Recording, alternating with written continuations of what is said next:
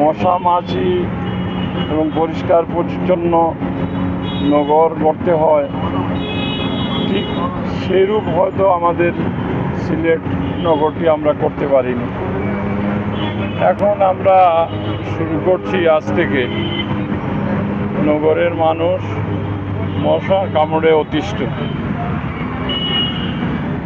দীর্ঘদিন হয়তো city corporation চেষ্টা করেছে এই সমস্ত বিষয়গুলো গুরুত্ব সহকারে দেখে কাজ করতে।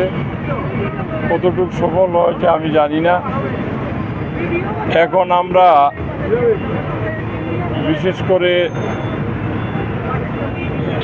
এই দেশের মানুষ একটি গণতান্ত্রিক নির্বাচনের মধ্য দিয়ে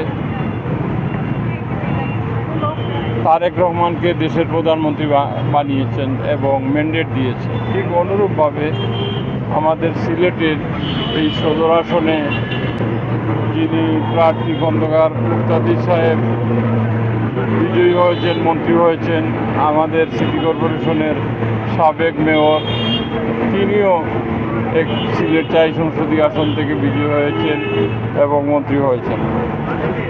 আমাকে সরকার প্রধান প্রধানমন্ত্রী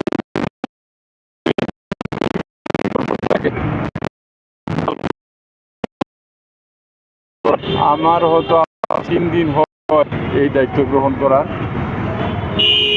এসে যে বিষয়টি আমি কর্মকর্তাদের সাথে পরামর্শ করে, বিশেষ করে আমার সাথে আছেন প্রধান নির্বাহী কর্মকর্তা সিটি কর্পোরেশনের, প্রধান প্রকৌশলী, প্রধান স্বাস্থ্য কর্মকর্তা, এনারা আছেন। এনাদের সাথে আলাপ করে আমরা প্রায়োরিটি ফিক্স আপ করেছি। তার কারণ হচ্ছে এখন সব আগে যেই জিনিসটা করতে হবে, নগরবাসীকে স্বস্তিদায়ক করতে হলে এই মশার উপদ্রব থেকে নগরবাসীকে বাঁচাতে হবে। এই জন্য আজকে আমরা এই মশা নিধনের জন্য একটি সাঁড়াশি অভিযান বলতে পারেন আমরা শুরু করেছি। আজকে এই নোয়াসড়ক পয়েন্ট থেকে আমরা অন্তত 4টি ওয়ার্ড আমরা কভার করব। পর্যায়ক্রমে আমরা 27টি ওয়ার্ড, এর পরবর্তীতে 41টি ওয়ার্ড, প্রত্যেকটি ওয়ার্ডে আমরা মশা নিধনের যে কার্যক্রম হাতে নিয়েছি সেগুলো করব। এই ক্ষেত্রে নগরবাসীরও আমাদেরকে সহযোগিতা করা এবং দায়বদ্ধতাও অনেক কিছু নগরবাসীর উপরেও বর্তায়। তার কারণ হলো মশার উৎপত্তি স্থল হচ্ছে আবর্জনা, ময়লা, নর্দমা,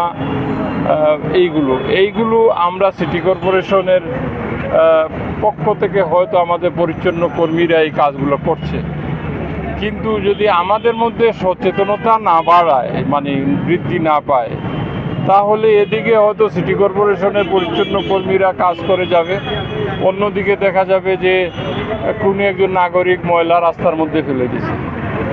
তো এইগুলো আপনারা বিশেষ করে গণমাধ্যমে আমি কথাগুলো বলছি, যারা আমার কথাগুলো শুনছেন, আপনাদের প্রতি আমার অনুরোধ থাকবে, শহরটাকে নিজের শহর মনে করে, নিজের ঘর মনে করে একটি পরিচ্ছন্ন শহর আপনারা রাখেন।